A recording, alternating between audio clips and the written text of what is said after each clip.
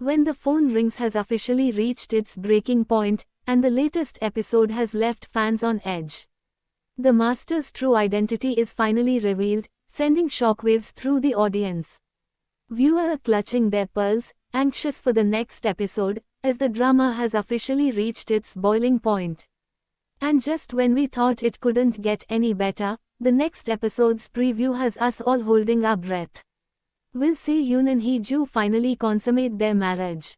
Their love, their vulnerability, their palpable anxiety for each other, it's a mix of romance and suspense that's left fans buzzing.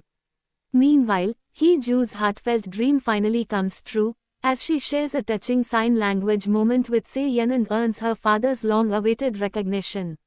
Sang-woo redeems himself in the most heroic way, saving Se-yoon from the burning house and teaming up with him to solve the orphanage mystery.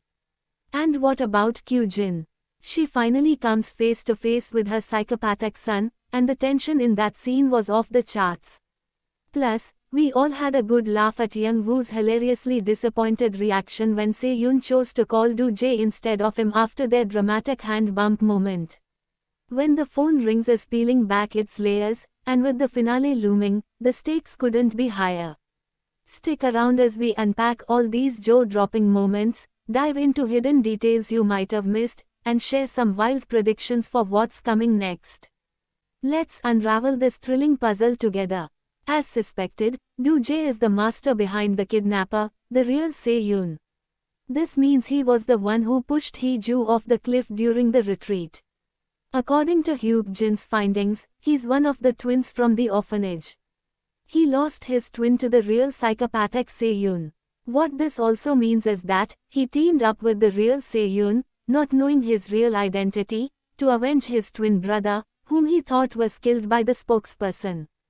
However, he grew a soft spot for Se-yoon over the years, as he brought him with him to the Blue House. This is why you could see his genuine concern for him, in some scenes, which made some viewer rule him out as a likely suspect. If you noticed, he always reached out to the kidnapper, whenever he tried to harm Se-yoon, like during the bombing and fire incidents. But for Hee-joo, he thought she was an easy target. If you also noticed, after he warned the kidnapper about acting alone, the kidnapper said Do-jae will be the one to cause trouble. He could have had Do-jae kidnap Hee-joo at the end of the episode, or whatever Se-yoon had confided in Do-jae, instead of Young-woo, made him decide to act. It looked like Do-jae was waiting for someone to arrive, after drugging Hee-joo and driving her to an unknown place. And from the preview, she'll wind up at the pond, where the real Se-yoon's victims ended up.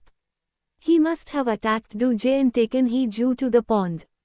Meanwhile, it seems like spokesperson Se-yoon is the late chairman's son.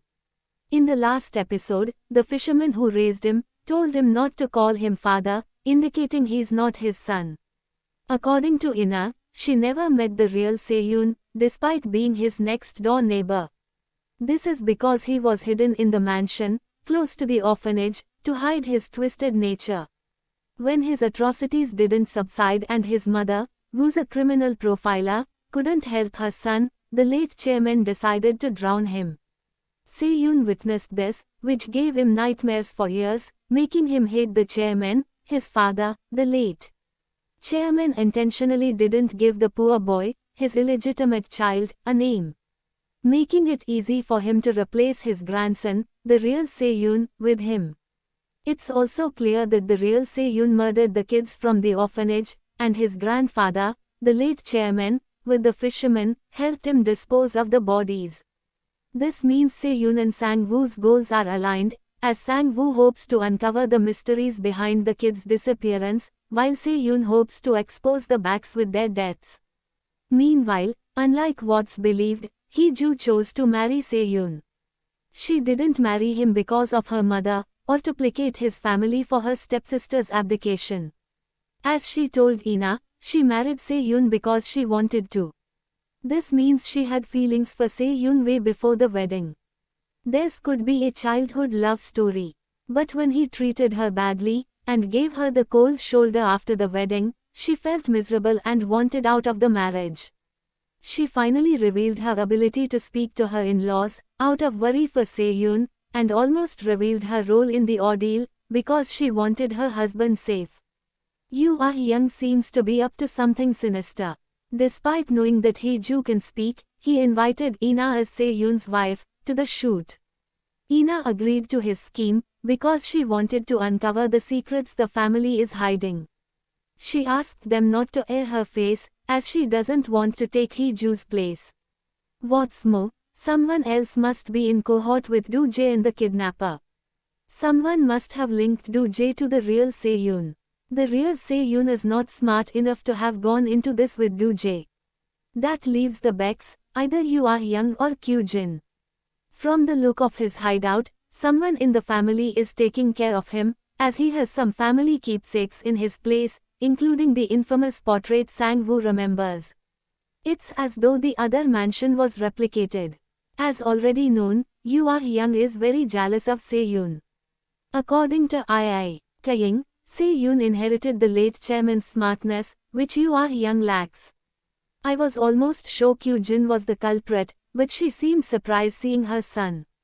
It could be that she found out about him during the broadcast, about his attack on Se-yoon. This could be why she left that heartfelt message for him during the interview. If you recall, she was really mourning him here, unlike her husband, Yoo Ah-young. Could it be that Yoo Ah-young is working with his real son, to bring Se-yoon to his knees? Maybe he noticed that his wife was putting the pieces together, after seeing the news, and asked his secretary to tell her. But then, why would the real Se-yoon attack Se-yoon, as seen in the preview, after meeting his mother? Do-jae drugged Hee-joo, at the end of the recently concluded episode. Se-yoon installed a tracker on her phone, after the cliff incident. The tracker leads him to the pond, where he anxiously unzips the black bag, fearing Hee-joo is inside, but he finds Do-jae, who the real Se-yoon probably attacked. Fortunately, Hee-joo can be seen unharmed. Se-yoon finally meets the psychopathic real Se-yoon, and a fracas ensues, as he asks him what he wants from him. Reeling from Do-jae's betrayal, Se-yoon asks where it all went wrong, and Hee-joo is by his side to console him. Meanwhile, Kang confronts Yoo Ah-young with a gun, during the late chairman's memorial service. Kang threatened to kill the real Se-yoon, if he's not dead in a previous episode. Maybe, finding out that Yoo Ah-young's psychopathic son is still alive, will lead to a confrontation in the next episode. He has a strong hatred for the real Se-yoon, who might have something to do with the accident that killed his son. According to Yuri, someone is trying to cover the orphanage case. This could be Kang's doing, as he did so when the chairman was alive. Meanwhile, the kidnapper gets his hands on Hee-joo once again, forcing Se-yoon to hold a press conference. It also looks like the lovebirds will finally consummate their marriage in the next episode.